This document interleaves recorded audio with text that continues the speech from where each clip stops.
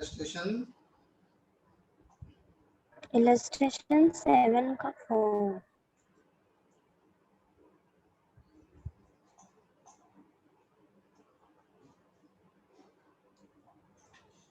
Last lecture में बताया था ये मैंने आप लोगों के साथ, लास्ट लेक्चर में भी डिस्कस किया था मैंने इसको कि बैड डेब्ट, टोटल बैड डेब्ट है 450 के, वो return of during the year, वो राइट ऑफ हुए। राइट ऑफ का मतलब है बैड डेब्ट एग्जिस्ट करते हैं, बैड डेब्ट हुए। तो वो जो बैड डेब्ट है 450 के, अब बैड डेब्ट की एंट्री क्या होगी, बैड डेब्ट to debtors was correctly entered in sales day book, sorry sales ledger। Sales ledger का मतलब है डेटर में करेक्टली पोस्ट हुए, but were not adjusted in general ledger. General ledger मतलब जिसका हम अकाउंट बना रहे होते हैं उसको जनरल लेजर बोलते हैं लोग। जैसे यहाँ पर हम लोग बैड डेब्ट का बना रहे हैं तो हमने उसकी पोस्टिंग बैड डेब्ट में नहीं की है, सेल्स लेजर में यानी डेटर में तो कर दी लेकिन बैड डेब्ट में नहीं की। तो बैड डेब्ट को डेबिट करना है और सस्पेंस को क्रेडिट करना है।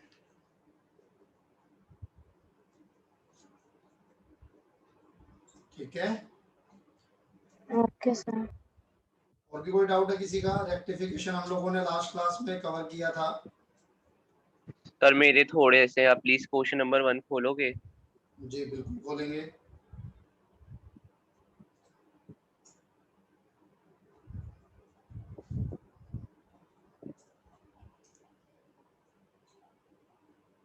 क्वेश्चन या इलस्ट्रेशन ना? Illustration sir. ठीक है, खोला। सर इसके अंदर आपको कैसे पता कि सिंगल सेंटेंस में ही करना है? देखो इसके अंदर मुझे इसलिए पता क्योंकि अभी तक इस चैप्टर में आगे पढ़ाया नहीं गया था। मैंने अच्छा। लास्ट लेक्चर में भी आपको बताया था, आपका जब एग्जाम होगा, एग्जाम में जो क्वेश्चन आएगा उसमें वो या तो ये लिखेगा कि विदाउट ओपनिंग सस्पेंस अकाउंट। तो जब उसने ये लिख दिया कि विदाउट ओपनिंग सस्पेंस अकाउंट, उसका मतलब है कि सिंगल लाइन में करना है। Okay sir. सर इसका 6th और 7th पार्ट बता दो। An amount of rupees 151 for a credit sale to हरी, आपने सेल की थी हरी को। Although correctly entered in sales book has been posted as rupees 115। तो सेल्स बुक में पोस्टिंग तो ठीक हुई थी लेकिन आपने पोस्टिंग का अमाउंट कितना कर दिया, 115। तो 46 से कम है तो 46 से अपनी सेल को क्रेडिट कर दो। सेल को नहीं, क्या नाम था इस भाई का, हरी को। has been posted as rupees through sales book में तो ठीक एंट्री हो गई, 115 रुपए आपने पोस्ट कर दी। अब अगर सेल्स बुक में ठीक एंट्री हो गई और पोस्टिंग हुई है 115, तो वो पोस्टिंग किस में हुई होगी, हरी में हुई होगी। आपको अदर बुक्स याद है ना, आप सेल्स में जैसे बुक बना रहे हो सेल बुक, तो आप सेल बुक में डालते हो और उसका जो सेकंड इम्पैक्ट है वो उसके लेजर में डालते हो, जो भी पार्टी होती है इंडिविजुअल बेसिस पर। यहाँ पे पार्टी है हरी, तो आपने हरी में 115 यानी 46 रुपीज कम डाले, तो 46 रुपीज से आप बढ़ा दीजिए, इसको डेबिट कर दीजिए। Okay. Discount allowed 2 rupees 25, discount allowed है 25 का।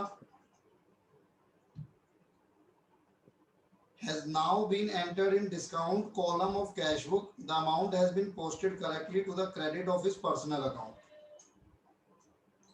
आपने डिस्काउंट अलाउ किया है सतीश को 25 रुपए, has not been entered in discount column, आपने डिस्काउंट कॉलम में नहीं डाला कैश बुक के। तो अगर आप सर ये समझ आ गया, ठीक है, क्योंकि डिस्काउंट अलाउड पे डेबिट पे ही आएगा। हाँ,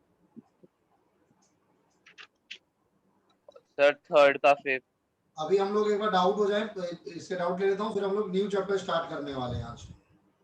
सर मुझे पिछली क्लास में रिकॉर्डेड क्लास मिल जाएगी? सर आपको सारी मिल जाएंगी आज, मोस्ट प्रोबेबली आपके साथ में और सारे टीचर जो हैं वो ऐप शेयर कर देंगे, तो उसमें पुराने वाले आपको मिल जाएंगे। Okay sir. और आगे भी मिलते रहेंगे। किसका भाई? सर 3rd का 5th part. Check of ₹100 receive from Manmohan was dishonour, आपको चेक मिला था वो डिसऑनर हो गया लेकिन गलती से आपने सेल्स रिटर्न में डाल दिया। तो करेक्ट एंट्री जो आपकी होनी चाहिए थी वो क्या होनी चाहिए थी, Manmohan to bank. Manmohan to bank, आपने क्या कर दी, सेल्स रिटर्न टू बैंक। तो बैंक तो ठीक है, सेल्स रिटर्न को हटा दो, मनमोहन को ले आओ। तो मनमोहन तो सर वो सेल्स रिटर्न टू बैंक की हुई।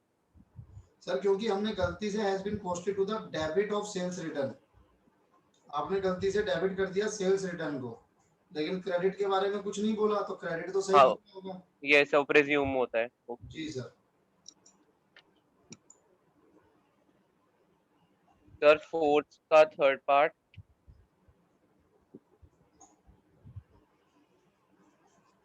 Goods purchase rupees 250 have been posted to the debit of supplier Gupta and company. आपने गुड्स परचेज किए थे 250 के, तो आपकी एंट्री होनी चाहिए थी purchases to Gupta and company. आपने गलती से गुप्ता एंड कंपनी को डेबिट कर दिया। अब मैंने आपको बताया था कि अगर किसी को क्रेडिट करना था, आपने गलती से डेबिट कर दिया, तो जो डेबिट करना होता है उसको भी हम सही मानते हैं, हाँ जी। और क्रेडिट में हम सस्पेंस लिखते हैं फिर। तो आपका कहीं ना कहीं गुप्ता एंड कंपनी का मेन रोल है। गुप्ता एंड कंपनी आपको क्रेडिट करना था, आपने डेबिट कर दिया, तो गुप्ता एंड कंपनी को क्रेडिट कर दोगे आप डबल अमाउंट से 500 से, और सस्पेंस डेबिट हो जाएगा 500 से। सर फोर्थ का ही फिफ्थ पार्ट मुझे भी डाउट था उसमें। ध्रुव ये ठीक है बेटा? Yes suspense sir. गुप्ता ठीक है। फिफ्थ भी देख लो जी। Discount received from red black ₹15 has not been entered in discount column. तो डिस्काउंट कॉलम, अब डिस्काउंट आपको रिसीव हुआ है, तो जब डिस्काउंट रिसीव होता है तो आप कौन सी साइड लिखते हो कैश बुक में? डिस्काउंट मिलना, क्रेडिट साइड। क्रेडिट डिस्काउंट अगर आपको मिल रहा है किसी से, तो आप किस साइड लिखोगे? Credit side. तो आप वो क्रेडिट डालना भूल गए, तो टू डिस्काउंट रिसीव आप क्रेडिट कर दोगे और सस्पेंस डेबिट हो जाएगा। या अगर पूरा उसने छोड़ दिया तो फिर पूरी एंट्री हो जाएगी। Red and black to discount उसने कैश बुक में नहीं डाला ना, तो पूरी एंट्री हो जाएगी आपके पास। सर सर अंडर फिफ्थ का फिफ्थ पार्ट। सर एक एक करके बताओ, कोई भी बोलो, कोई भी बोलो। सर अंडर एडेड का मीनिंग क्या होता है? हमें है पढ़ाना है। सर फिफ्थ क्वेश्चन का फिफ्थ पार्ट, ये इलस्ट्रेशन का। A purchase of ₹67 had been posted to trade payable account as ₹60। Trade payable मतलब क्रेडिटर के अकाउंट में आपने ₹7 कम डाले हैं, तो टू क्रेडिटर कर दीजिए ₹7 और डेबिट में सस्पेंस कर दीजिए।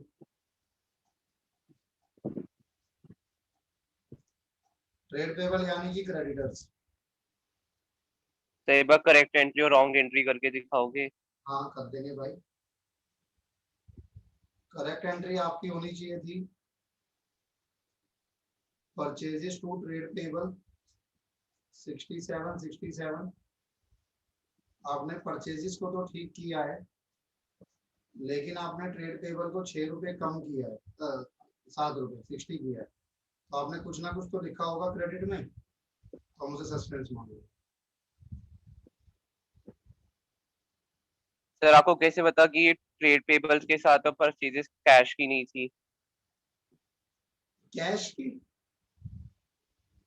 मैंने तो अपनी correct entry purchases to cash लिखा था, तो मैं जानना चाहूंगा ट्रेड पेबल। हाँ जी भाई, अगर कैश होती तो फिर ट्रेड पेबल ओपन ही क्यों होता?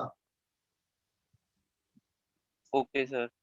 अगर कैश होती तो ट्रेड पेबल ओपन ही नहीं होता। हर्षित आगे आ गया। सर सस्पेंस अकाउंट किस टाइम खुलता है वैसे?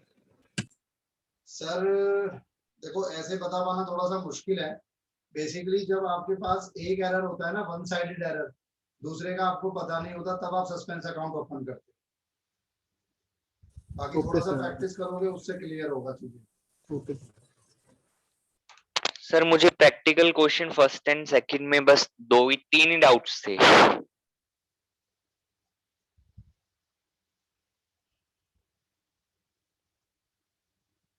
बताइए। फर्स्ट क्वेश्चन में था सर थर्ड पार्ट और eighth part. Sir third part में sales account had been under added. Under added मतलब कम है, तो आपको सेल्स अकाउंट कम है, उसको इंक्रीज करना है 10,000 से। तो सेल्स को क्रेडिट किया जाएगा, डेबिट में आपको नहीं पता क्या आएगा, तो आप सस्पेंस लिख के छोड़ दें। और कौन सा है?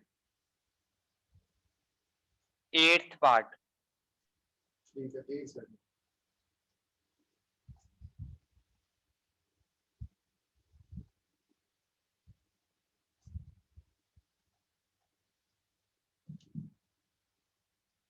इसी का 8th पार्ट देख लीजिए। Tools bought for ₹1200 had been inadvertently debited to purchases। तो आपने टूल्स खरीदे थे, टूल्स आपका एसेट होता है, बट गलती से आपने उसको परचेजेस में डेबिट कर दिया। तो नहीं नहीं सर, सॉरी, ये बैड डेट वाला रह गया, ये करना है प्रोविजन वाला। ठीक है। A bad debt of ₹1560 had not been written off and provision for doubtful debt should have been maintained at 10% of trade receivable which are shown in trial balance at 23390 with a credit provision of ₹2320। आपके पास एक bad डेब्ट है 1560 का,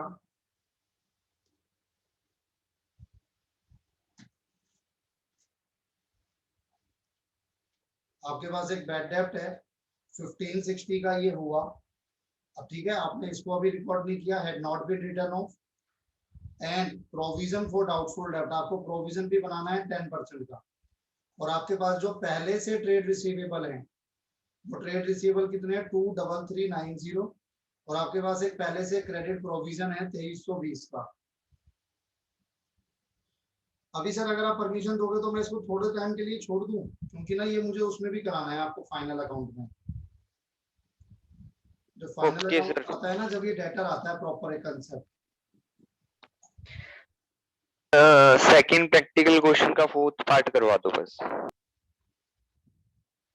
The sales return of ₹100 from a party has not been posted to that account though the party's account has been credited। तो आपने sales return में entry नहीं करी, करेक्ट एंट्री होनी चाहिए थी sales return account debit to party, जो भी पार्टी है, यानी कि डेटर या कस्टमर, आप कुछ भी कह सकते हो।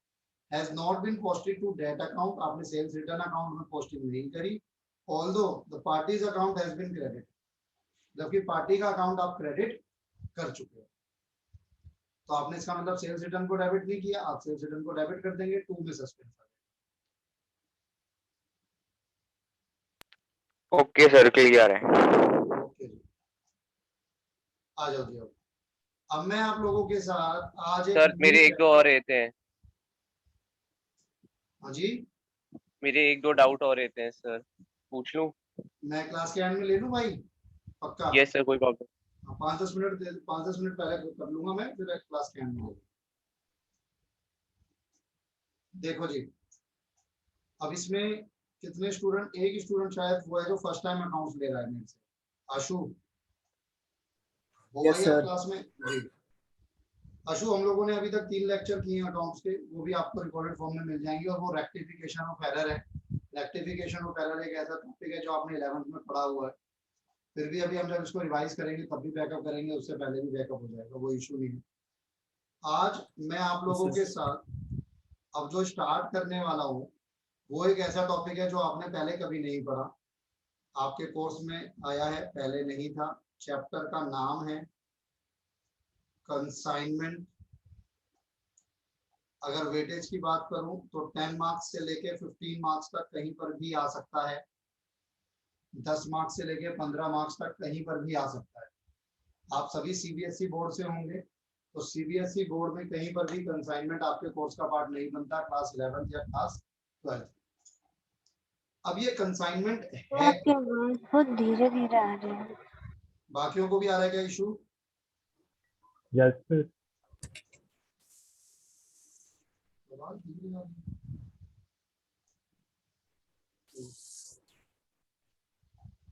हेलो हेलो,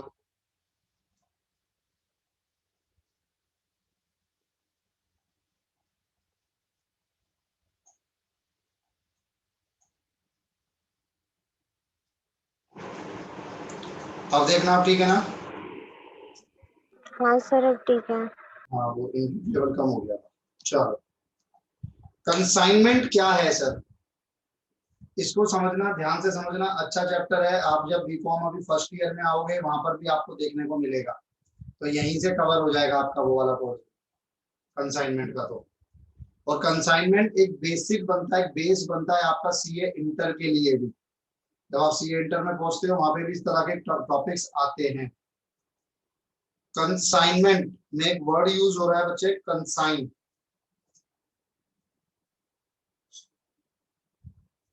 एक वर्ड यूज हो रहा है हमारे पास कंसाइनमेंट में, कंसाइन।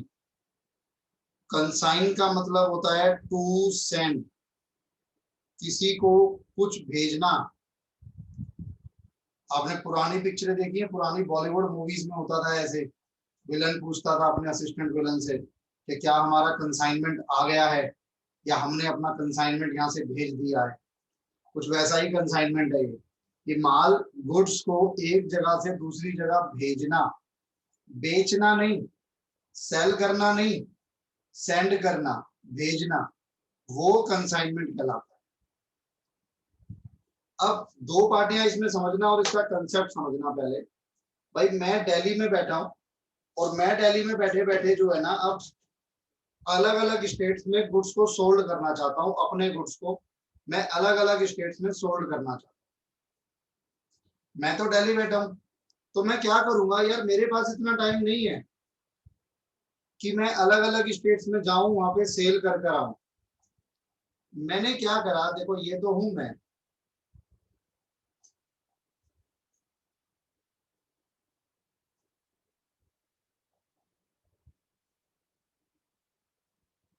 ये रहा मैं, ठीक है जी। मैं मतलब मालिक, प्रिंसिपल, बढ़िया दिख रहा हूं ना। और एक मैंने अपना रखा एजेंट। अब मान के चलो मैं बैठा हूं दिल्ली में और मुझे अपना काम धंधा जमाना है, एज्यूम करो मध्य प्रदेश, एमपी।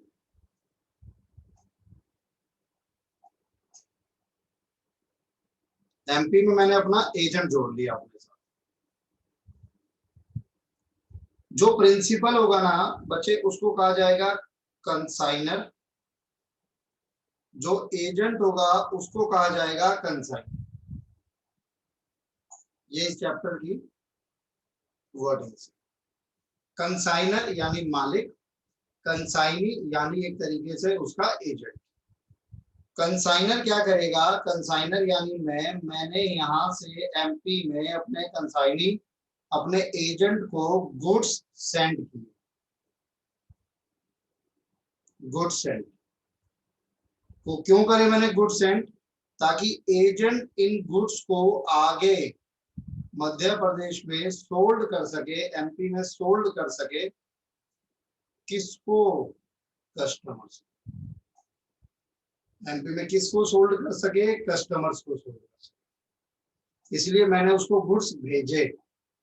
अब जब मैं यहाँ से गुड्स भेजूंगा ना, एमपी यही थोड़ी है सर, दिल्ली से इतना दूर है एमपी, तो रास्ते में कुछ लोग उसको पकड़ भी सकते हैं। कुछ लोग मतलब पुलिस डिपार्टमेंट के लोग या सेल्स डिपार्टमेंट के लोग, वो उनसे पूछेंगे भाई कंसाइनी एजेंट क्या लेके जा रहे हो या क्या माल इसमें जा रहा है, तो वो कंसाइनी को एजेंट को बताना पड़ेगा। अब उसको उतना नहीं पता, तो मैंने उसको क्या किया, मैंने उसको एक डॉक्यूमेंट दिया। डॉक्यूमेंट का नाम है प्रोफॉर्मा इनवॉइस। डॉक्यूमेंट का नाम है प्रोफॉर्मा इनवॉइस। मैंने उसको एक प्रोफॉर्मा इनवॉइस दे दिया। अब ये प्रोफॉर्मा इनवॉइस समझते हो, इनवॉइस मतलब बिल, तो ये बिल नहीं है, बट ये बिल जैसा ही दिखेगा, इसीलिए इसको नाम दे दिया गया प्रोफॉर्मा इनवॉइस।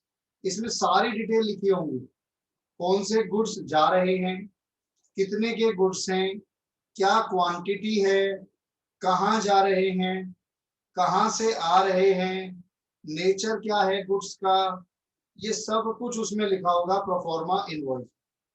तो प्रोफॉर्मा इनवॉइस कंसाइनर ने भेजा है गुड्स के साथ, जो कि पहुंच गया कंसाइनी के पास। आगे कंसाइनी इसको सोल्ड करेगा, किसको, अपने कस्टमर्स को सोल्ड करेगा। अब जब सारा काम हो जाएगा ना, अच्छा मुझे एक चीज बताओ, जब आपने यहां से गुड्स भेजे थे, जब आपने यहां से, कंसाइनर ने यहां से गुड्स भेजे थे, तो कंसाइनर ने कुछ ना कुछ एक्सपेंस भी किया होगा। कंसाइनर ने कुछ ना कुछ एक्सपेंसेस भी किए होंगे। ये एक्सपेंसेस किस तरीके के होंगे या क्या क्या होंगे, जैसे उस माल को लोड कराना, उस माल को लोड कराना, उसके बाद ट्रांसपोर्टेशन का खर्चा, ट्रांसपोर्टेशन के बाद रास्ते में अगर कुछ ड्यूटीज या टैक्सेस देना पड़ा उसका खर्चा, किसी और तरीके का कोई भी फ्रेट उसका खर्चा, ये सारे और भी हो सकते हैं, कोई पेट्रोल का, डीजल का, कोई भी खर्चा हो सकता है जो कंसाइनर ने किया गुड्स को भेजने के लिए। जब ये गुड्स कंसाइनी के पास पहुंचे तो कंसाइनी ने क्या किया, इन गुड्स को जिस कैरियज में वो आए थे, अगर वो रोड के थ्रू आए थे तो फिर वो ट्रक में, टेम्पो में आए होंगे, उनको अनलोड कराया, अनलोड कराने के बाद वहां से क्लियरेंस ली, क्लियरेंस का खर्चा करा, फिर अपने व्हीकल में उसको वापस लोड कराया होगा,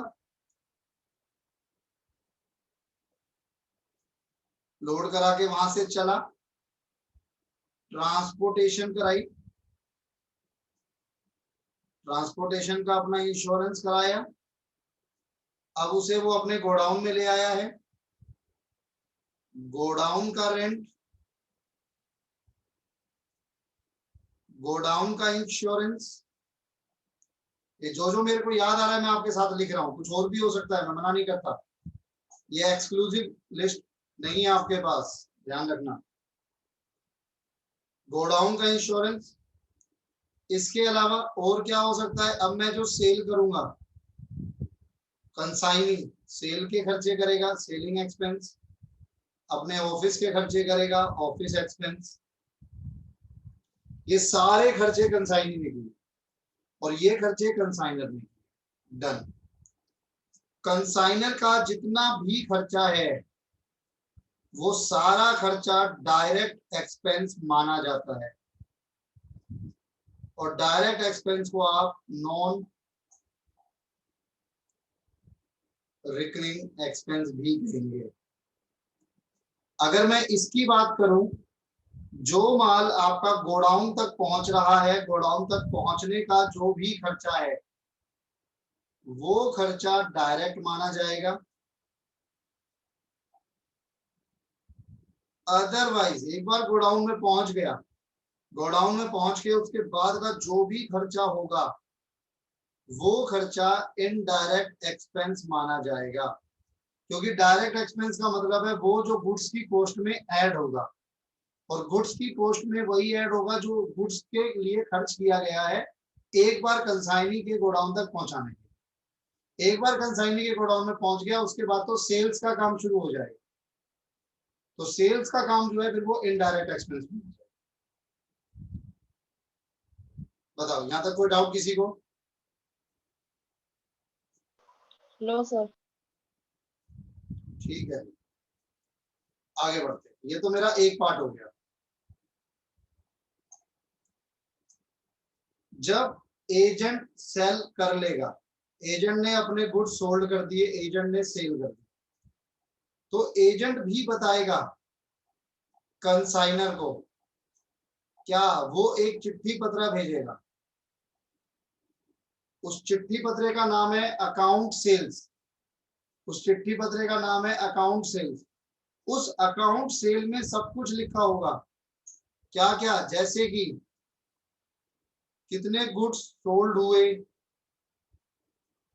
कितना आपका अनसोल्ड है, क्या कंसाइनी के खर्चे हुए, अब कंसाइनी फ्री में तो काम करेगा नहीं, तो क्या कंसाइनी की कमीशन बनती है, कितना कंसाइनी ने एडवांस दिया हुआ है और कितना कंसाइनी की तरफ से अभी ड्यू है। ये भी एक लिस्ट है सिर्फ, इसमें कुछ भी ऐड ऑन हो सकता है, मैं मना नहीं करता, इसमें कुछ भी ऐड ऑन हो सकता है। तो ये सारी चीजें लिखी होंगी किसमें, अकाउंट सेल्स में। ये सारी चीजें लिखी होंगी किसमें, अकाउंट सेल्स में। यहां तक कोई डाउट किसी को? एक बार नोट कीजिए प्लीज इसको यहाँ तक, फिर मैं आगे बढ़ता हूँ। एक बार नोट कीजिए इसको यहाँ तक। सर इनवॉइस बता दीजिए। प्रोफॉर्मा इनवॉइस बचे जब कंसाइनर गुड सेंड करता है कंसाइनी को, तो वो साथ में एक लिस्ट भेजता है, एक टाइप का इनवॉइस ही होता है। इनवॉइस मतलब डिटेल ऑफ गुड्स, जिसमें वो सारी डिटेल लिखी होती है कि कितने के गुड्स हैं, कहाँ से चले हैं, कहाँ पहुंचेंगे, ये सारी चीजें उसमें लिखी होती है।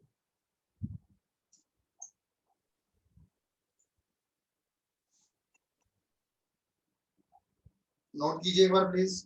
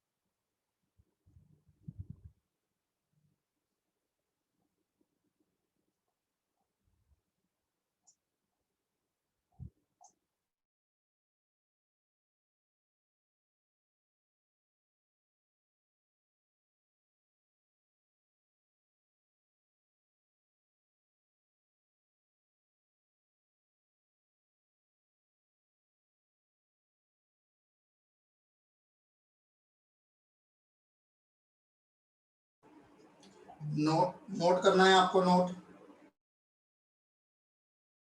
Sir done.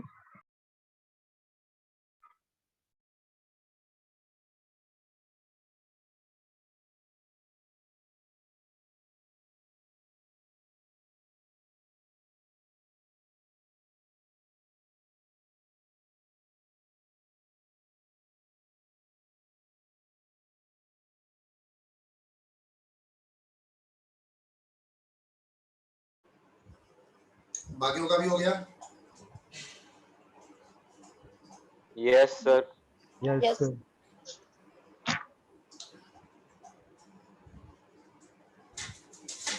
ठीक है जी। अब मैंने आपके साथ अभी एक लाइन यूज की थी कि कंसाइनी ये सारा काम फ्री में तो करेगा नहीं, कंसाइनी इसके बदले में क्या लेगा? कंसाइनी सैलरी नहीं लेगा, सैलरी थोड़ी लेगा कंसाइनी, हमारा एम्प्लॉय थोड़ी है। कंसाइनी हमसे बदले में लेगा, बढ़िया सा कलर देखने को, हाँ,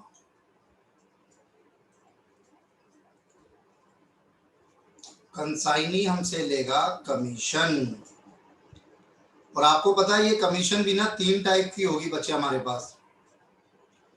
एक तरीके से पूरा चैप्टर पहले मैं आपको समराइज कर रहा हूं कि इसमें है क्या, फिर हम इसके बारे में समझेंगे, इसकी अकाउंटिंग ट्रीटमेंट को समझेंगे। कमीशन एक तो हो गया मेरे पास नॉर्मल कमीशन, एक तो हो गया नॉर्मल कमीशन। मैंने अपने कंसाइनी के साथ तय किया हुआ है भाई आप जितना सोल्ड करोगे, जो भी आपकी सेल होगी उस सेल का एक परसेंटेज आपको दिया जाएगा, 4% 5%, वो आपकी कमीशन होगी। तो ये तो हो गई नॉर्मल कमीशन। एक होगी बच्चे ओवर राइडिंग कमीशन, एक होगी आपके पास overriding commission. Overriding commission क्या है? देखो, जब मैं अपने कंसाइनी को गुड्स भेजता हूं ना, तो मैं उसको एक मिनिमम सेलिंग प्राइस बताता हूं। मैंने अपने कंसाइनी को गुड्स सेंड किए और मैंने बताया कि भाई आपको ना कम से कम इन गुड्स को ₹150 के हिसाब से बेचना है, जो भी है, अगर पर पैकेट है या जो भी है। लेकिन कंसाइनी निकला सर हैवी ड्राइवर। कंसाइनी कह रहा है सर 150 छोड़ो, वो तो नॉर्मल सेलिंग प्राइस है, मैं बेच दूंगा। भाई उसकी अच्छी मार्केट वैल्यू होगी, अगर मैं उससे ज्यादा में बेचूं तो मेरे को क्या फायदा? मैंने कहा यार अच्छा ऐसी बात है, तो मैंने कहा जितना आप एक्सेस पे बेचोगे ना, उसका मैं आपको अलग से कमीशन दूंगा, और उस कमीशन को नाम दिया जाएगा ओवर राइडिंग कमीशन। यानी उसने जो एक्चुअल सेल प्राइस करा वो करा ₹200। तो अब यहां पर तो आपके पास 150 की परसेंटेज निकल जाएगी नॉर्मल कमीशन। यहां पर एक और कमीशन ऐड होगी जो आपका 200 है माइनस 150। जितना ज्यादा मैं बेचा उस पे भी आप अलग से कमीशन दोगे, उस पे भी अलग से कमीशन अगर जा रही है तो वो कमीशन कहलाती है overriding commission. I hope clear होगा ओवरराइडिंग आप लोगों को, या दोबारा बताऊं?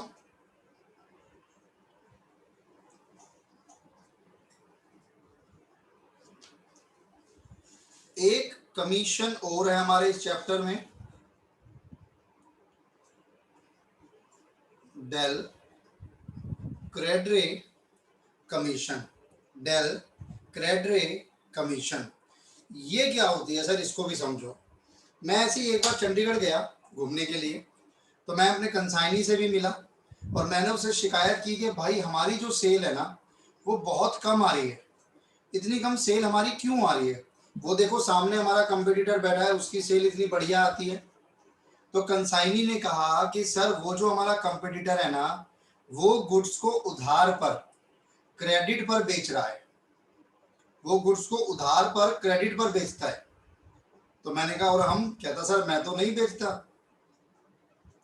तो मैंने कंसाइनी को बोला भाई क्यों नहीं बेचते, आप भी बेचो, आप बेचोगे तो हमारी सेल बढ़ेगी। कंसाइनी कहता ठीक है सर, मान लिया आपकी बात, मैं बेच दूंगा ऑन क्रेडिट, लेकिन कल को जो बैड डेब्ट होगा, यार हम लोगों को पता है कि जब भी क्रेडिट सेल होती है तो उसमें कहीं ना कहीं कुछ ना कुछ तो बैड डेब्ट होगा ही होगा।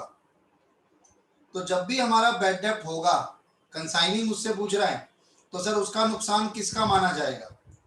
तो मैंने बोला भाई कंसाइनी वो नुकसान तो आप ही का है, आप यहाँ बैठे हो चंडीगढ़ में, मैं तो दिल्ली बैठा हूँ, मैं थोड़ी बार बार आऊंगा पैसे लेने यहाँ डेटर से, वो तो आप ही को कलेक्ट करना है, नहीं कलेक्ट पर कर पाओगे तो वो तो आपका नुकसान होगा।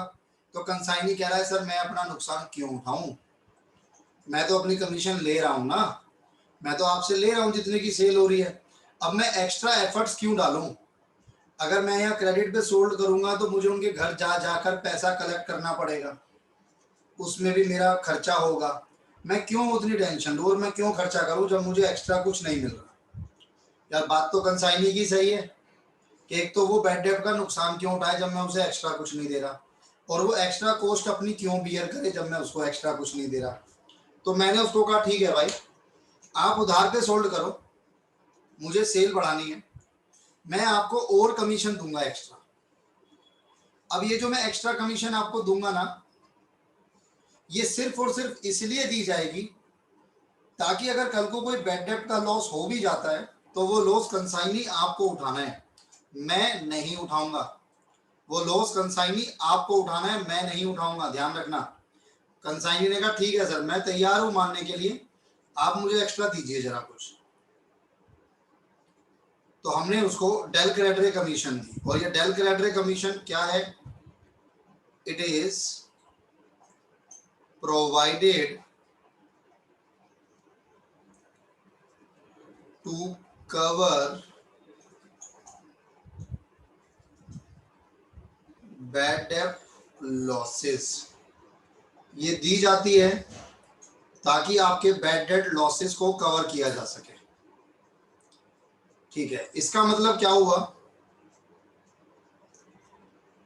इसका मतलब ये हुआ कि इफ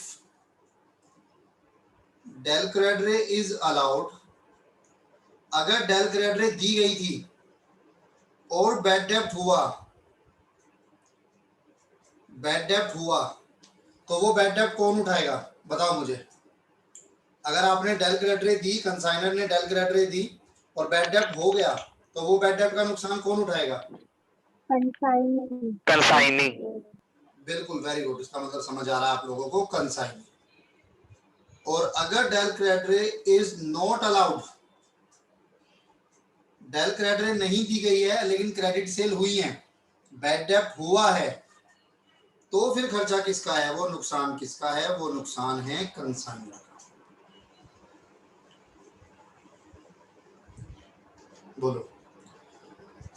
एक पॉइंट और बताता हूं इसमें आपको, एक पॉइंट और ध्यान रखना है इसमें बच्चे, कि डेल क्रेडरे कमीशन नाम से लग रहा है कि सिर्फ किस पे दी जाएगी? क्रेडिट सेल पर ऐसा है नहीं। Del credere commission always provided on total sales. हाँ, अगर क्वेश्चन में लिखा है कि सिर्फ क्रेडिट सेल पर दो, फिर तो बात ही खत्म हो गई, फिर तो आपको सिर्फ क्रेडिट सेल पर ही देनी है। लेकिन अगर क्वेश्चन में कुछ नहीं लिखा हुआ तो डेल क्रेडिट हमेशा प्रोवाइड होगी किस पे? टोटल सेल पर होगी। बोलो, कोई डाउट है तो बताओ, वरना एक बार कमीशन वाला पार्ट नोट कर लो।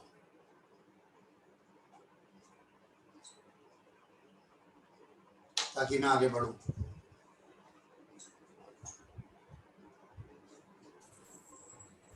मेरे डेल क्रेडिटर वाला अलाउड और नॉट अलाउड दोबारा समझाओ सर। मेरे को आवाज नहीं आई भाई आपकी। डेल क्रेडिट वाला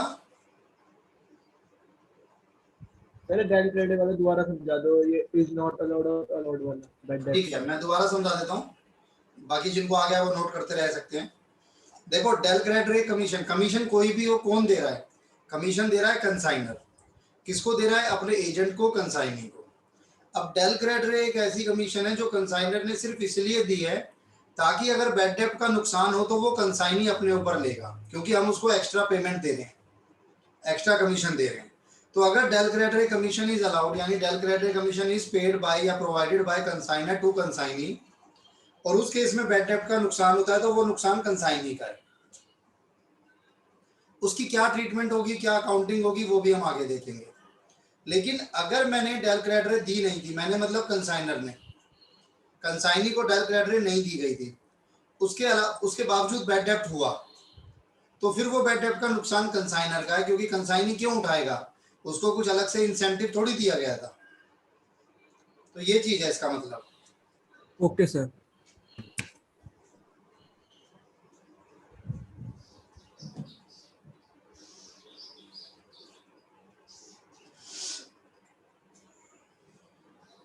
चलिए, हो जाए तो मुझे बता देना, मैं आगे बढ़ूंगा।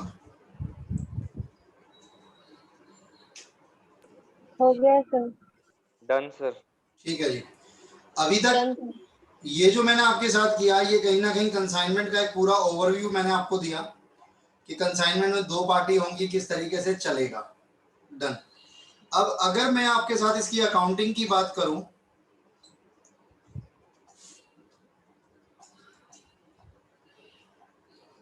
Accounts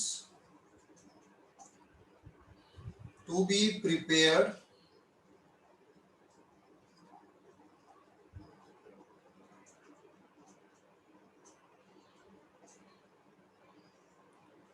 in consignment. कंसाइनमेंट में कौन कौन से अकाउंट बनाने हैं सर? डिपेंड करता है कि किसकी बुक्स की हम बात कर रहे हैं।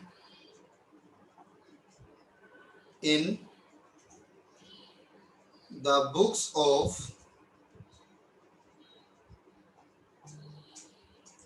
कंसाइनर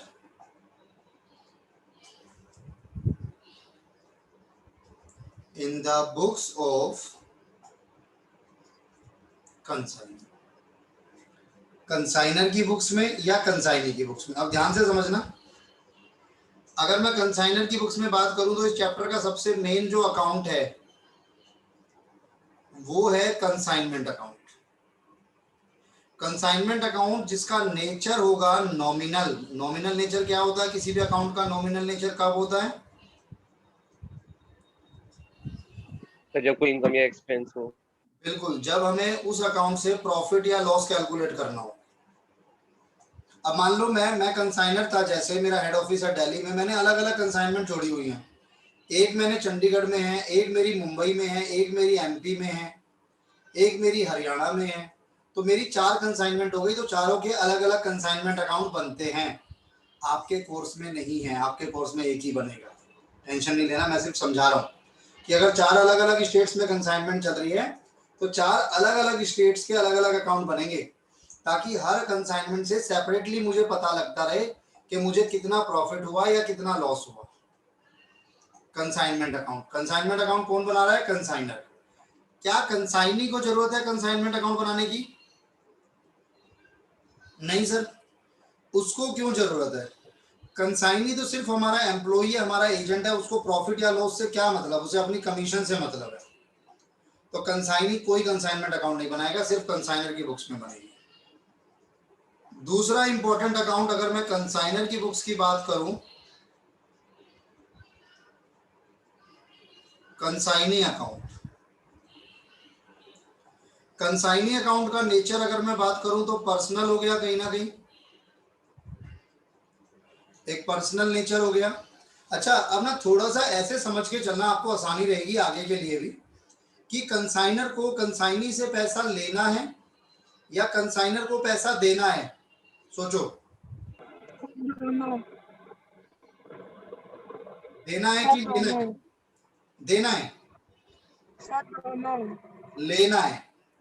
भाई कंसाइनी ने मेरे बिहाफ पर, ऑन माय बिहाफ, कंसाइनी ने गुड्स सोल्ड किए, तो मैंने कंसाइनी को बोला लाओ भाई पैसे दो, गुड्स बेच दिए ना। कंसाइनी कह रहा हाँ जी सर बिक गए, मगर लाओ फिर पैसे दो।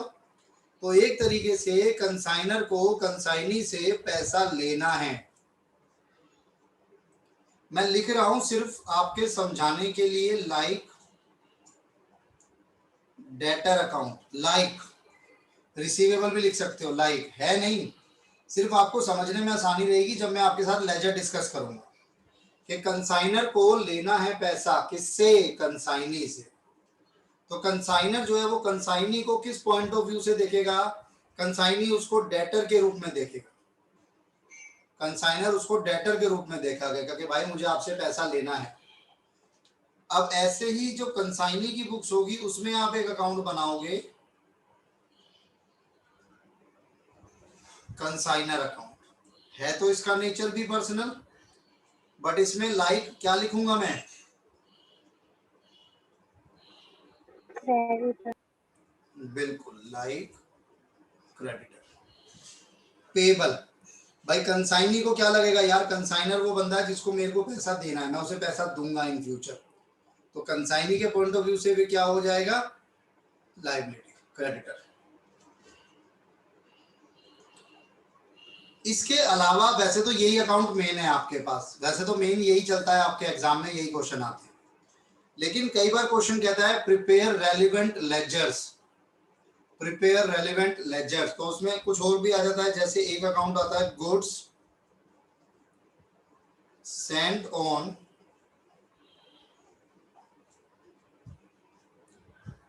कंसाइनमेंट अकाउंट, यहां नहीं बनेगा कुछ और।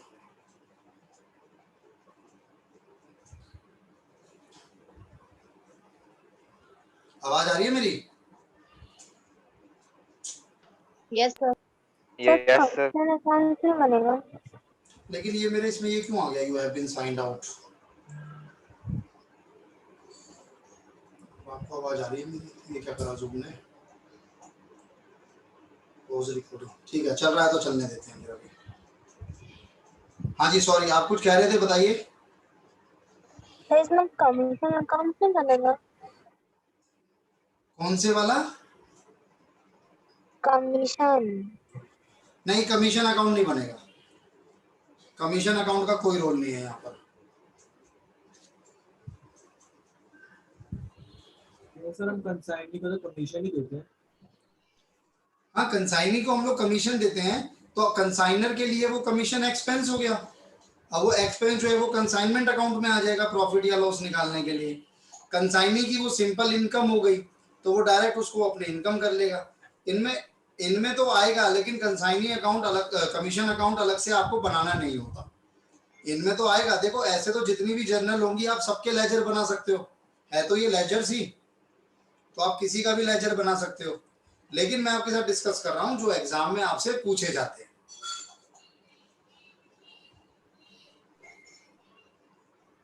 Okay sir. और कोई डाउट है तो बताइए।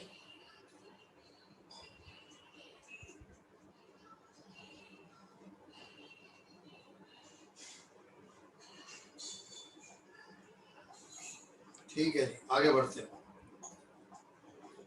Good Saint on consignment, sir ये आपने गुड सेंट्रल कंसाइनमेंट अकाउंट पे लिखा है। Good Saint on consignment account आपसे पूछा जाता है बनाने को क्वेश्चन में,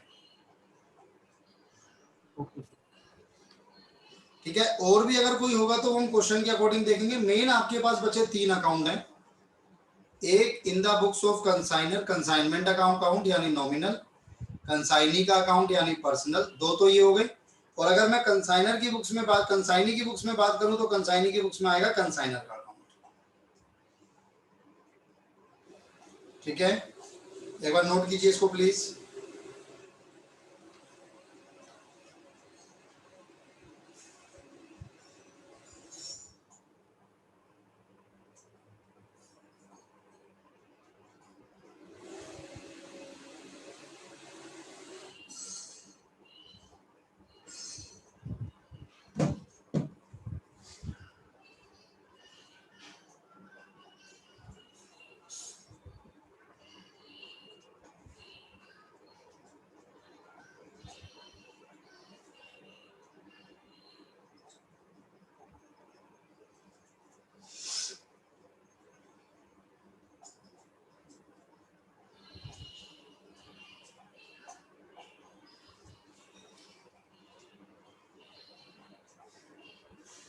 सर हो गया। बाकियों का भी हो गया? Yes, sir. Yes sir. ठीक है जी, ठीक है ठीक है ठीक है। अब हम लोग आगे बढ़ रहे हैं और अब मैं धीरे धीरे आपके साथ अकाउंटिंग की तरफ बढ़ रहा हूँ कि अकाउंटिंग कैसे होगी, देखना ध्यान से। और मैं पहले अकाउंटिंग करूंगा किसकी बुक्स में? In the books of consignor. तो पहले हम in the books of consignor की बात करेंगे। इन द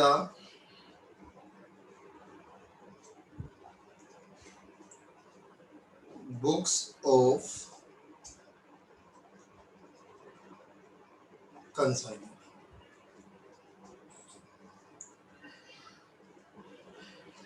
ठीक है। अब सबसे पहला point, goods sent on consignment. Consignment पे आपने गुड्स सेंड किए, गुड्स सेंट ऑन कंसाइनमेंट। जब आप गुड्स सेंड कर रहे हैं कंसाइनमेंट पे, अब ध्यान से समझिएगा प्लीज, बहुत ध्यान से, मैं क्या एंट्री कर रहा हूं और कैसे कर रहा हूं। मैं एक कंसाइनमेंट अकाउंट भी बना रहा हूं, एंड टू एंड बना लेता हूं, आपको दोनों चीजें साथ में समझ आएंगी फिर।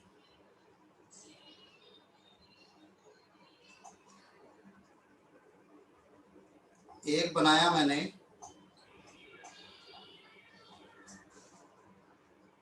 कंसाइनमेंट अकाउंट, और ये भी कंसाइनर की बुक्स में ही है बच्चे। Particular amount, particular amount.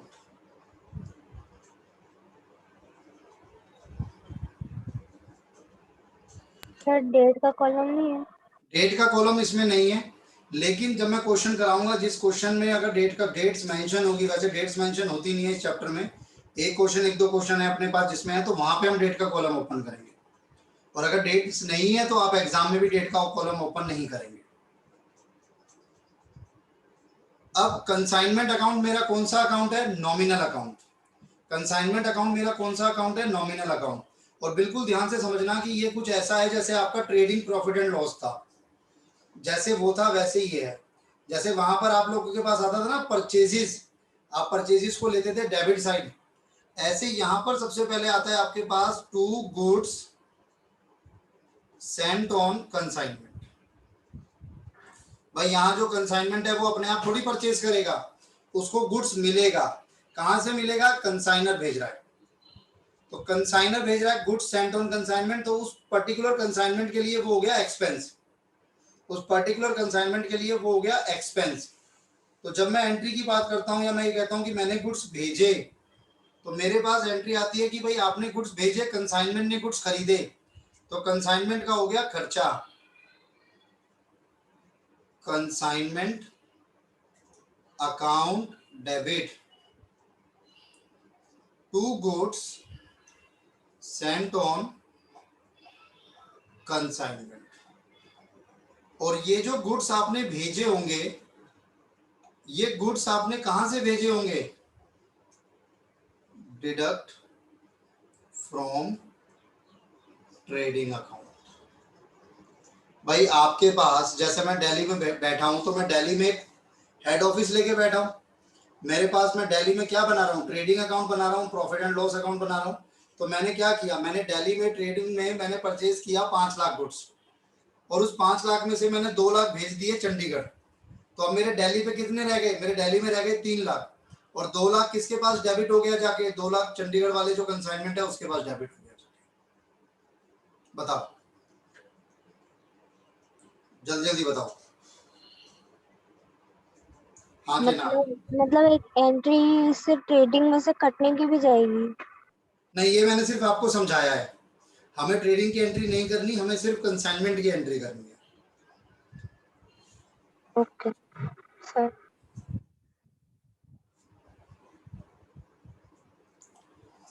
आशु क्लियर है? Yes sir. Dhruv? Yes sir. Harshit? Harshit आपकी आवाज नहीं आ रही शायद ना, कुछ इशू है, कोई बात नहीं, अगर क्लियर है तो ठीक है। कनक? बस हर्षित, लेकिन आप आज लेट आए थे थोड़ा सा ना बच्चे। हाँ सर। हाँ ठीक है जी। खुशदीप? खुशी? Yes. Sonia? Yes sir, clear है। ठीक है जी। Yes, sir. Clear. तो ये आपकी पहली एंट्री हुई।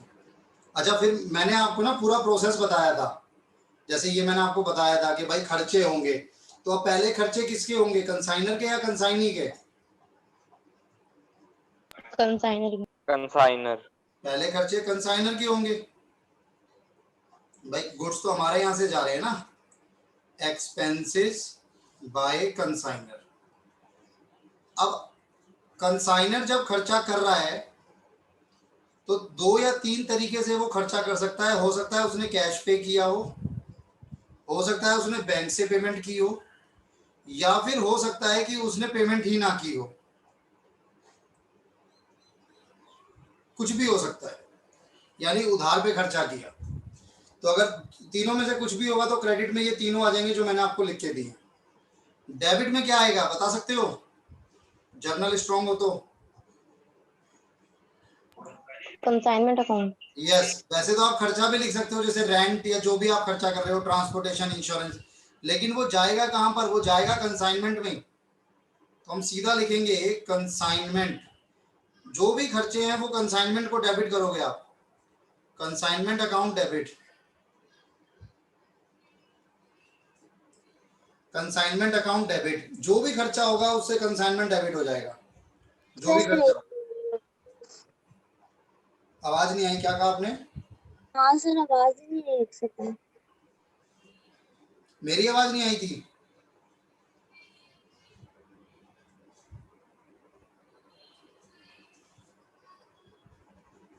Hello hello hello, mike testing.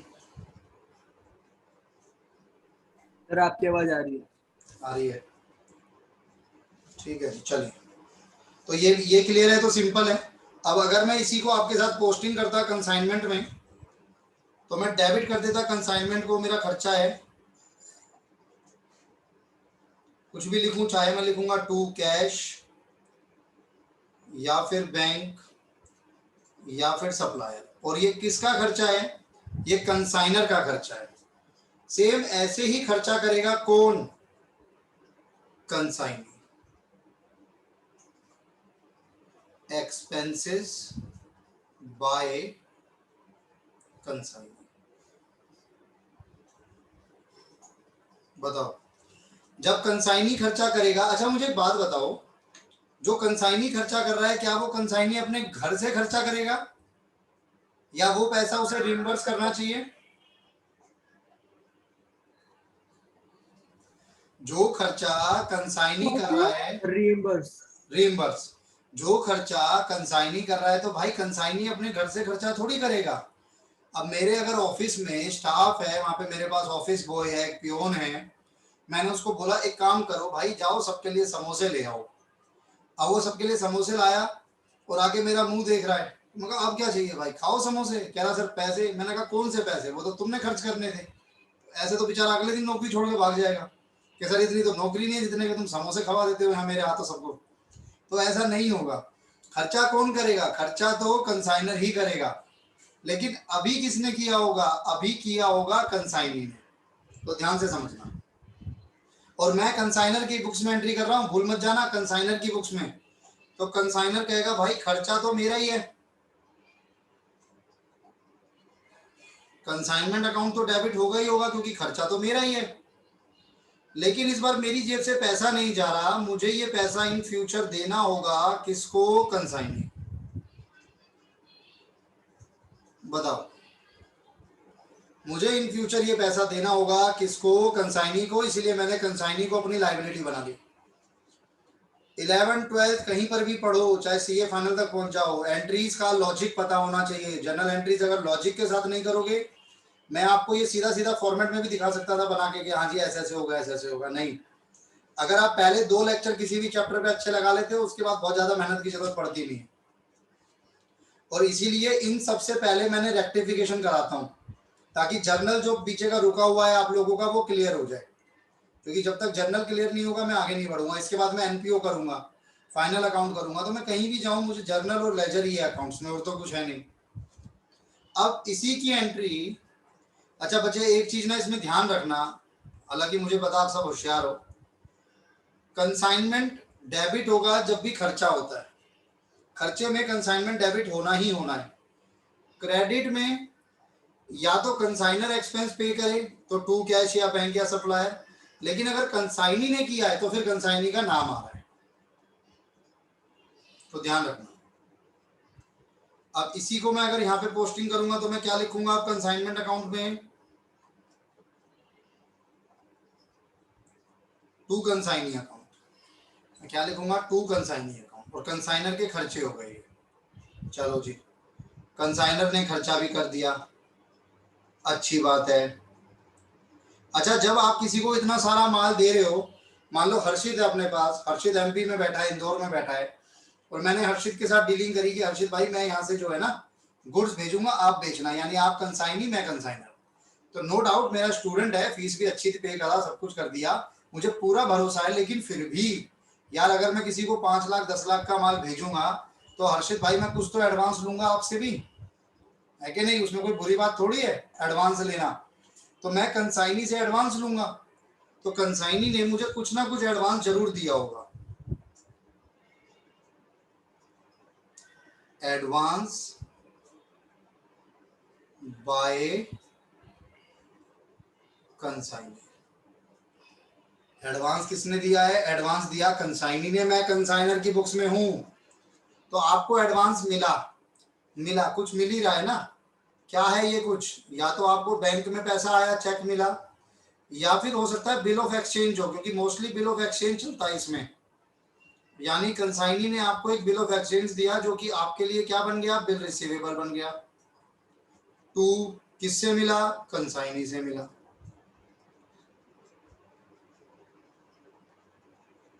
बताओ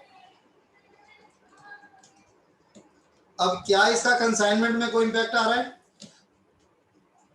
नहीं सर, इसका कंसाइनमेंट में कहीं कोई इंपैक्ट नहीं आ रहा, क्योंकि ना तो इसकी वजह से मुझे कोई फायदा हो रहा, ना ही इसकी वजह से मुझे कोई लॉस हो रहा, तो कोई इंपैक्ट नहीं आएगा कंसाइनमेंट में। कंसाइनी का अकाउंट बनाऊंगा उसमें आएगा, लेकिन वो भी मैं बना नहीं रहा हूं आप लोगों के साथ। तो बैंक और बीआर, अब कई बार स्टूडेंट कहता है सर अगर कल को ये डिसऑनर हो गया, बीआर जो है वो कैंसिल हो गया, तो क्या होगा? कंसाइनमेंट पे क्या होगा? कंसाइनमेंट पे कुछ नहीं होगा सर। कंसाइनमेंट में तो एडवांस का, फाइनल सेटलमेंट का कोई लेना देना ही नहीं है। हाँ, कंसाइनी में जरूर होगा कि कंसाइनी वापस आपका बढ़ जाएगा या कम हो जाएगा, जैसे डेटर क्रेडिटर में खेलते थे हम लोग, लेकिन कंसाइनमेंट में आपका कोई इंपैक्ट नहीं है। अब ये एडवांस भी मिल गया आपको, ठीक है जी। अब मैं बात करता हूं कमीशन की।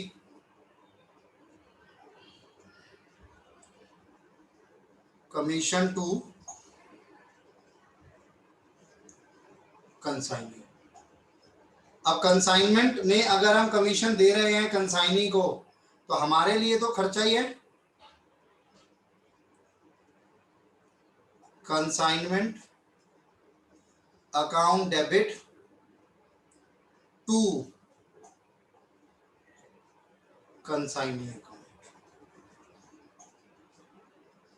भाई मैंने कंसाइनमेंट अकाउंट को डेबिट कर दिया, मेरा खर्चा है, मैं किसी को कमीशन दे रहा हूं, और क्योंकि अभी दूंगा तो मैंने कंसाइनी को क्रेडिट कर दिया।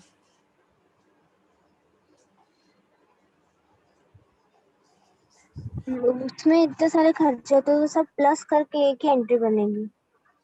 हाँ एक्सपेंस वाली, हाँ बिल्कुल एक ही एंट्री बनेगी, लेकिन आप उसमें अलग अलग शो करोगे।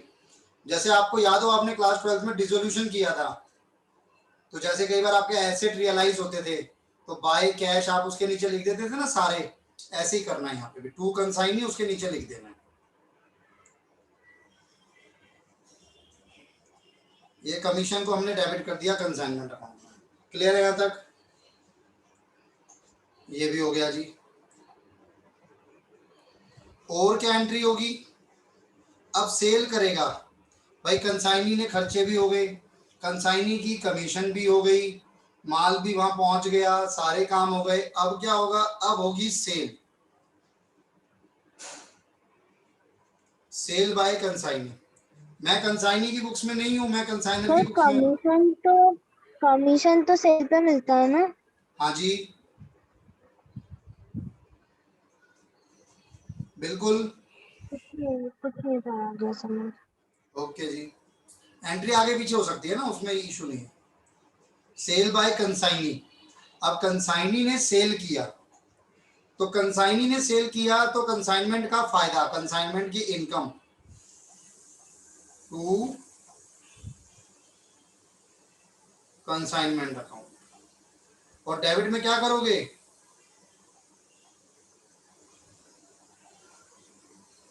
कंसाइनी अकाउंट करोगे कि नहीं?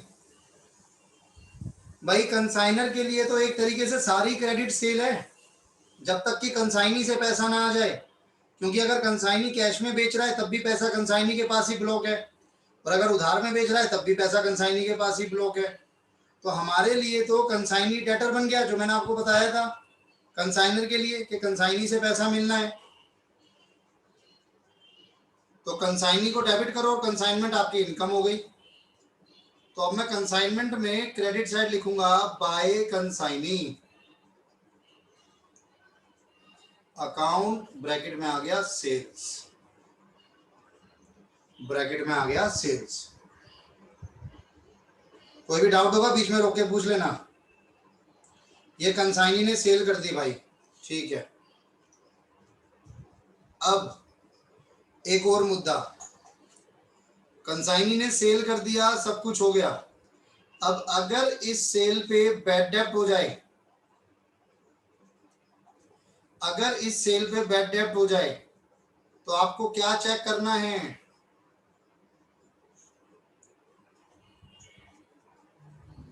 डेल क्रेडिट अलाउड,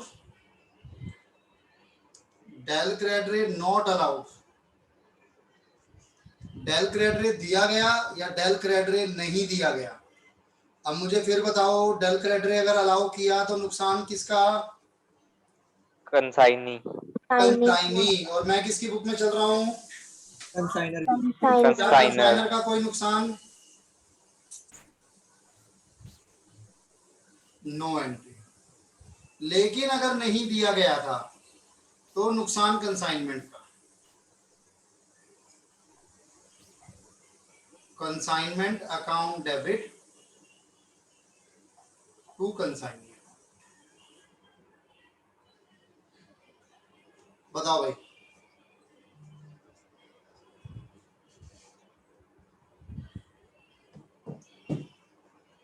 है ना? बोलो बोलो, कोई डाउट नहीं है?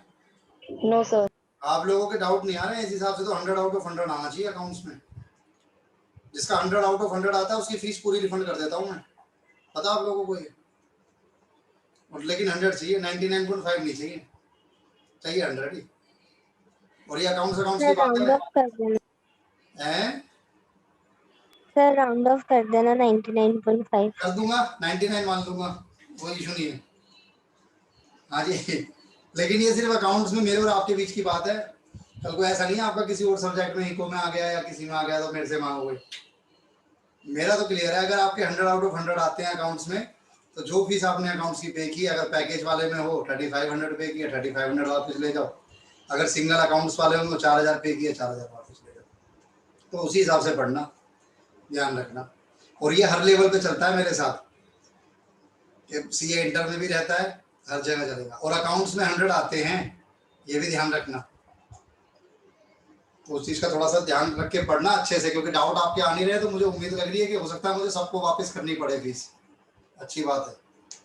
बैड डेप्ट हो गया हमारा आपके साथ। अब बैड डेप्ट की एंट्री अगर डीसी अलाउड है तो एंट्री होगी नहीं, क्योंकि वो कंसाइनी का खर्चा। लेकिन अगर डीसी अलाउड नहीं है तो फिर वो कंसाइनमेंट का खर्चा, तो आप उसको कंसाइनमेंट में ही डाल देते हो। तो कंसाइनी बैड डेप्ट डन। चलिए जी, बैड डेप्ट भी हो गया। अब एक कहानी जो मुझे याद आ रही है वो है एबनॉर्मल लॉस की। सर एक बार बैड डेब्ट वाला पॉइंट समझाओगे? हाँ, अब सुना तुमने ध्यान से कि फीस रिफंड होनी है, सारे डाउट्स ले लें। बैड डेप्ट मैंने आपको बताया, या तो डेल क्रेडिटरी कमीशन दी गई है या नहीं दी गई है, वो क्वेश्चन आपको स्पेसिफिकली बताएगा। अगर डेल क्रेडिटरी कमीशन दी गई है तो भाई फिर वो नुकसान कौन उठाएगा? कंसाइनी उठाएगा। ये थोड़ा सा और अच्छे से समझ आएगा जब मैं आपको कंसाइनी की बुक्स भी बताऊंगा ना, तो वहां पे भी जब मैं बैड डेप्ट का, तब वहां पे हम क्रॉस वेरीफाई भी कर लेते हैं। चलो अभी के लिए समझ लो कि जब मैंने अगर डेल क्रेडिटरी दे दी, मैंने यानी कंसाइनर ने, तो अगर नुकसान हुआ बैड डेप्ट का तो वो नुकसान कंसाइनी अपनी जेब से भरेगा। ये मैं क्या कहना चाहता हूँ, आप ध्यान से समझो।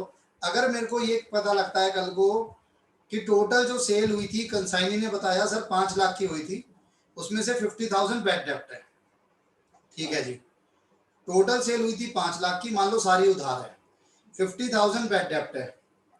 अब अगर मैंने उसको डेल क्रेडिटरी कमीशन दे रखी है तो मैं कंसाइनी से कितना पैसा रिकवर करूंगा? सोचो और बोलो। 5 लाख। 5 लाख, बिल्कुल। इसका मतलब वो कंसाइनी ने अपनी जेब से उठाया। लेकिन अगर मैंने डेल क्रेडिटरी कमीशन नहीं दी थी तो मुझे कंसाइनी से कितना पैसा मिलेगा?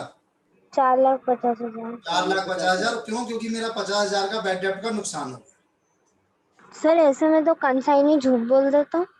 नहीं, वो तो देखो एक अलग पॉइंट हो गया कि अगर वो झूठ बोल दे, क्योंकि झूठ इतने आसान से नहीं बोला जाएगा। मैं जो गुड्स भेजूंगा वो क्वांटिटी में होगा, फिर वो जो गुड्स सोल्ड करेगा, तो मान लो आप किसी से गुड्स खरीद रहे हो, तो गुड्स जब आप खरीदते हो तो आप एक इनवॉइस मांगते हो, बिल मांगते हो, पक्का बिल। उसी से गारंटी वारंटी चलती है।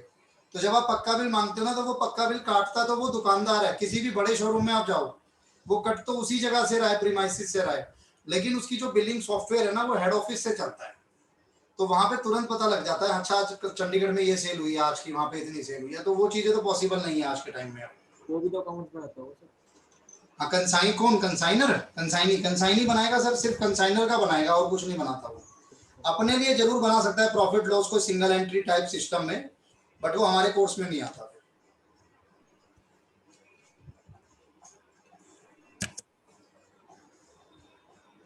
अच्छा, एबनॉर्मल लॉस पता है ना आपको? 2 टाइप का लॉस होता है। जब मैं नेक्स्ट लेक्चर स्टार्ट करूंगा तो मुझे एक बार याद दिला देना सर, लॉस का बता दो एक बार दोबारा। लॉस 2 टाइप का होता है, एक नॉर्मल और एक एबनॉर्मल। एबनॉर्मल लॉस बेसिकली क्या है? एक ऐसा नुकसान जो कि अवॉइडेबल था। मैं अगर थोड़ा ध्यान देता तो मैं इसे बचा लेता, मैं इस नुकसान को नहीं होने देता। तो ये एबनॉर्मल लॉस मेरा नुकसान था। अब एबनॉर्मल लॉस की एंट्री क्या होगी? ये डिपेंड करेगा कि आपके जो गुड्स थे वो इंश्योर्ड थे या नहीं थे। ये आप लोगों ने पहले भी पढ़ा हुआ है 11th में या 12th में, 11th में। हाँ सर। जी। अनइंश्योर्ड मतलब उनका इंश्योरेंस नहीं हो रखा था। अगर उनका इंश्योरेंस नहीं हो रखा था तो वो पूरा आपका नुकसान हो गया। आप एंट्री करेंगे profit and loss account debit to consignment account.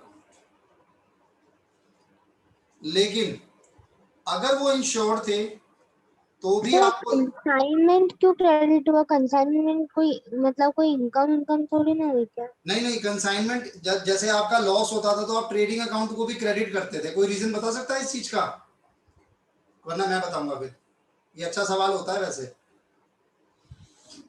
क्या बोल रहे? मैंने कंसाइनमेंट को क्यों क्रेडिट किया? कोई इसका रीजन दे सकता है? मैं बताता हूं सर। आपको याद होगा 11th क्लास में जब आप ट्रेडिंग अकाउंट बनाते थे तो आप ट्रेडिंग अकाउंट में भी एबनॉर्मल लॉस को क्रेडिट करते थे। उसका रीजन ये होता है कि जो आपके गुड्स होते हैं ना, वो गुड्स नुकसान हुआ ये गुड्स का, और आपके गुड्स जो है ना वो डेबिट में आ रखे हैं, परचेजेस जब आपने किया था या जब आपके पास गुड्स आए थे सेंट ऑन कंसाइनमेंट। अब वो गुड्स आपके खराब हो रहे हैं, तो इसलिए आप उन गुड्स को खत्म करते हो, इसीलिए आप क्रेडिट करते हो कंसाइनमेंट को, और जो नुकसान है उस नुकसान को पूरा करने के लिए आपने प्रॉफिट एंड लॉस को डेबिट कर देते हो। ये लॉजिक है इसके पीछे। बताओ, आप इसमें पीएनएल अकाउंट डेबिट, जब आप ट्रेडिंग करते थे तो आप PNL account debit to purchases भी कर देते थे कई बार, कि हमने डायरेक्ट परचेजेस से माइनस कर दिया, तो वो भी एक तरीका है। यहां पर कंसाइनमेंट में दोबारा समराइज कर रहा हूं, कंसाइनमेंट इसलिए क्रेडिट हुआ क्योंकि मेरे कंसाइनमेंट अकाउंट में डेबिट साइड पर गुड्स आ रखे हैं। ये रहा, मेरे कंसाइनमेंट अकाउंट में डेबिट साइड पे गुड्स आ रखे हैं। अब वो गुड्स मेरे खत्म हो रहे हैं,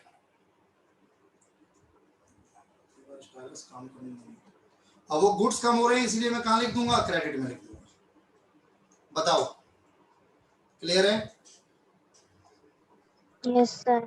ठीक है, मतलब डायरेक्ट माइनस कर दिया उसमें से। हाँ कह सकते हो, आपने एक तरह से गुड्स को माइनस कर दिया, और जो नुकसान हो रहा है उस नुकसान के डेबिट करने के लिए, क्योंकि नुकसान डेबिट होता है, हमने प्रॉफिट एंड लॉस अकाउंट को डेबिट कर दिया। जब इंश्योर्ड होता है तो आप ये देखते हो क्या कंप्लीट इंश्योर्ड है या पार्शियल इंश्योर्ड है। अगर इंश्योर्ड का मतलब क्या है कि आपने इंश्योरेंस कंपनी के साथ क्लेम लिया हुआ है और इंश्योरेंस कंपनी आपको पैसा देने को तैयार है, तो अब आपकी जो एंट्री होती है, अगर पूरा पूरा पूरा क्लियर है, अगर पूरा आपका इंश्योर्ड है तो फिर तो कोई नुकसान हुआ नहीं, फिर आपकी एंट्री हो जाती है insurance company account debit to consignment. देखो कंसाइनमेंट तो अभी भी क्रेडिट हो रहा है क्योंकि गुड्स तो खत्म हुए ही है ना, गुड्स तो कम हुए ही हैं, बट अब आपका पीएनएल डेबिट नहीं हुआ क्योंकि नुकसान नहीं हुआ। आपका नुकसान कौन भर रहा है, इंश्योरेंस कंपनी भर रही है। तो अगर इंश्योरेंस कंपनी पैसा पे कर दिया तो आप इंश्योरेंस कंपनी की जगह बैंक भी लिख सकते हो, वो क्वेश्चन आपको बताएगा, लेकिन 99.99% में ये लिखा आता है कि insurance company admitted the claim, तो उसका मतलब है अभी पैसा मिलेगा, तो इसलिए हमने इंश्योरेंस कंपनी को डेबिट कर दिया। बताओ भाई, अगर मैं पार्शियल की बात करूं तो पार्शियल में एंट्री क्या बन रही है, पार्शियल में एंट्री, पार्शियल का मतलब है कुछ पैसा आपको मिलेगा, कुछ पैसे का नुकसान हो गया, कुछ गुड्स का, तो जो नुकसान हो गया वो तो डेबिट होगा ही होगा। जो इंश्योरेंस कंपनी देने को तैयार है वो आप इंश्योरेंस कंपनी में डेबिट कर दोगे, कंसाइनमेंट अभी भी क्रेडिट होगा। बताओ भाई, क्लियर है सर। तो अगर मैं इसकी पोस्टिंग कर रहा हूं कंसाइनमेंट अकाउंट में, तो मैं कोई तीनों में से देखो एक ही मानना पड़ेगा मुझे, तो मैं पार्शियल वाला मान रहा हूं, by insurance company by profit and loss account, क्योंकि मोस्टली यही केस आता है, एबनॉर्मल लॉस। ये आपकी एंट्री होगी। क्लियर है यहां तक? ठीक है जी। इसके अलावा बचे आपके पास ना क्लोजिंग स्टॉक आएगा, क्लोजिंग स्टॉक विद कंसाइनी। अब कंसाइनी के पास जो क्लोजिंग स्टॉक पड़ा है वो भले ही कंसाइनी के पास पड़ा है, लेकिन वो क्लोजिंग स्टॉक कंसाइनी का नहीं है, वो क्लोजिंग स्टॉक किसका है, वो क्लोजिंग स्टॉक कंसाइनर का है, मेरा है। तो आपको याद होगा कंसाइनमेंट हो या ट्रेडिंग हो या कोई भी अकाउंट हो, उसमें क्लोजिंग स्टॉक कहां पर लिखते हो आप, क्रेडिट साइड लिखते हो। तो हम लोग यहां पे लिखते हैं बाय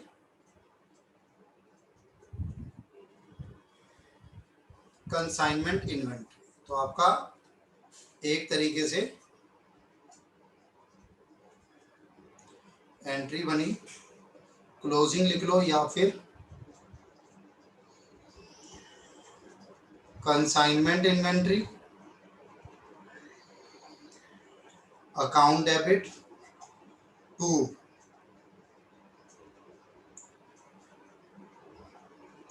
कंसाइनमेंट। अब ये दोबारा से आपने कंसाइनमेंट अकाउंट को क्रेडिट कर दिया।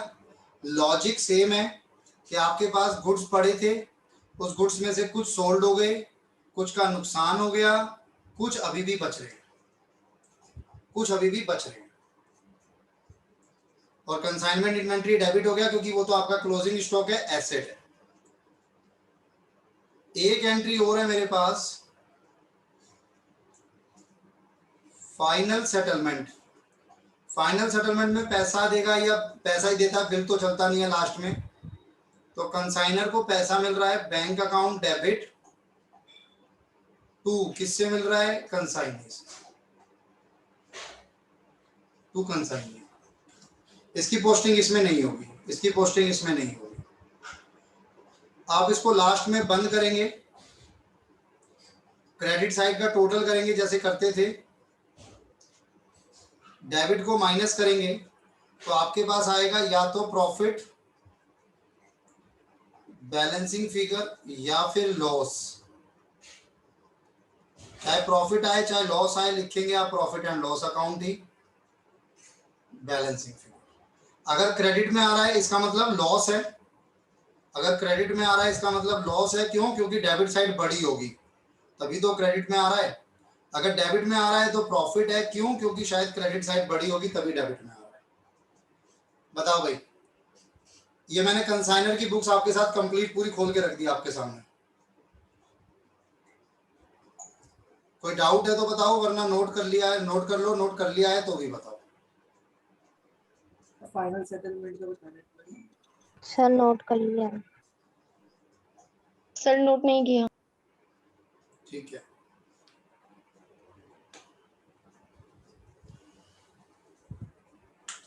फाइनल सेटलमेंट आप डाउट पूछ रहे थे क्या, या कह रहे थे दिखा दो एक बार? सर यार समझा दो फाइनल सेटलमेंट। फाइनल सेटलमेंट समझा दूं एक बार, ठीक है। अब फाइनल सेटलमेंट बेसिकली क्या है बच्चे, कि कंसाइनी ने जो माल बेचना था बेच दिया, अब हमें उससे सेटलमेंट करनी है। चलो सुनो, एक सेकंड रुको।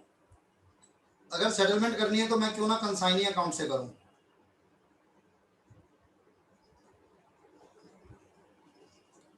और कंसाइनर के लिए कंसाइनी किस टाइप से था, क्या माना था हमने इसको?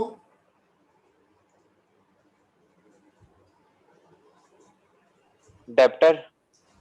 जी सर, बिल्कुल। तो कंसाइनी डेटर है। ध्यान से समझना, कंसाइनी डेटर है। कंसाइनी ने मेरे लिए माल बेचा है, तो जैसे ही माल बेचा मेरे कान खड़े हो गए, मैंने कहा यार पैसा दो, मेरा पैसा दो। तो मैंने उसको अपना डेबिट करके अपना डेटर बना लिया। डन, उसको डेबिट करके उसको अपना डेटर बना लिया। मैंने कहा पैसा दो। कंसाइनी कह रहा है भाई पैसा दूं कितना? मैंने कहा जितनी सेल हुई। कह रहा सारा थोड़ी दूंगा, कुछ तो मैंने आपको एडवांस दिया हुआ था। मैंने कहा हाँ बात तो सही है यार, चलो ठीक है उसे हटा लो। अब हटा लो मतलब डेटर कम हो रहा है तो मैं क्रेडिट में लिख रहा हूँ। उसने कहा यार कुछ मेरा भी तो खर्चा हुआ है, वो भी तो मेरे को वापस करो। मैंने कहा हाँ यार वो भी घटा लो। ये सब मैं जनरल एंट्री में लिख चुका था आपके साथ। मैंने कहा बाकी तो दे दो। कह रहा भाई मेरी कमीशन। मैंने कहा चलो यार उसे भी घटा लो। कुछ दोगे कि नहीं दोगे? मैंने कहा अब तो दे दो बचा हुआ पैसा। कह रहा सर बैड डेप्ट भी तो हुआ है, और आपने कौन सा मुझे डेल क्रेडिट दिया था। मैंने कहा हाँ यार ये बात भी सही है। तो बैड डेप्ट जो हुआ वो भी उसने घटा लिया। मैंने कहा अब तो दे दो भाई। कह रहा हाँ सर अब ले लो, कोई बात नहीं। अब जो फाइनल पैसा बचा वो मुझे दे रहा है, ये फाइनल सेटलमेंट है। जो फाइनल पैसा बचा वो मुझे दे रहा है। तो ये सिंपल आपका कंसाइनी अकाउंट होता है। बताओ अर्षित।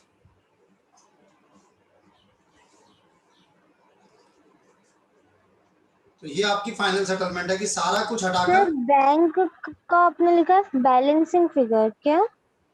क्योंकि यही वो अमाउंट है जो अब बचा होगा, जो कंसाइनी पे करेगा कंसाइनर को एट लास्ट।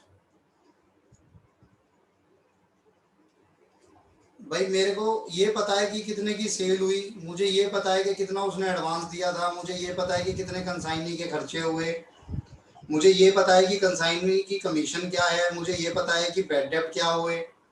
तो फाइनली जब मैं डेबिट का टोटल करूंगा और क्रेडिट को माइनस करूंगा तो मेरे पास यही तो निकलेगा कि मुझे कितना पैसा और लेना है कंसाइनर से, कंसाइनी से। क्या कहते हो? यस सर, आगे सर। कनक आप पूछ रहे थे शायद बीच में ना, हाँ सर, ये आ गया समझ? नहीं अभी? हाँ आ गया सर। नोट करो फटाफट।